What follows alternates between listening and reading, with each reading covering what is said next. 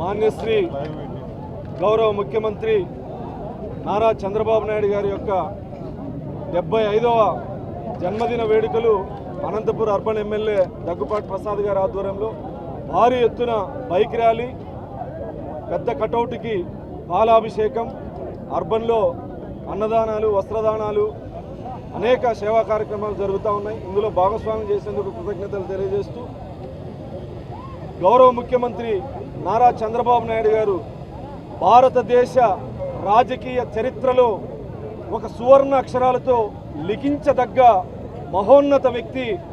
April మాసంలో చరిత్రకారులు, యుగ పురుషులు జన్మించారు. బాబు జగజ్జీవన్ రామ్, డాక్టర్ బాబాసాహెబ్ అంబేద్కర్, మహాత్మా జ్యోతిబా పూలే, నారా చంద్రబాబు నాయుడు గారు.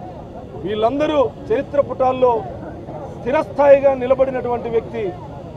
ఆంధ్రప్రదేశ్, ఉమ్మడి ఆంధ్రప్రదేశ్లో క్రీస్తు పూర్వం, క్రీస్తు శకమని ఎలాగైతే కాలాన్ని కొలుస్తామో తెలుగు రాష్ట్రాల్లో అభివృద్ధిని కొలవాలంటే భావితరాలు ఖచ్చితంగా చంద్రబాబు నాయుడు గారికి ముందు, చంద్రబాబు నాయుడు గారి తర్వాత అనే విధంగా తెలుగు రాష్ట్రాల్లో అభివృద్ధి ముద్ర వేసుకున్నటువంటి మహానాయకుడు. సంక్షేమ పథకాల్ని ప్రతి పేద ఇంటికి అందించినటువంటి మహనీయుడు నారా చంద్రబాబు నాయుడు గారు. 40 సంవత్సరాల రాజకీయ జీవితంలో కష్టాలకు కుంగిపోకుండా, విజయాలకు పొంగిపోకుండా సుదీర్ఘంగా రాజకీయాల్లో నిలబడినటువంటి మహోన్నత వ్యక్తి. తెలుగు ప్రజల బాగోగులు, సంక్షేమమే ఆయన ధ్యేయం. కుటుంబం కన్నా ప్రజా జీవితంలోనే ఎక్కువ ఉన్నటువంటి మహనీయుడు నారా చంద్రబాబు నాయుడు గారు.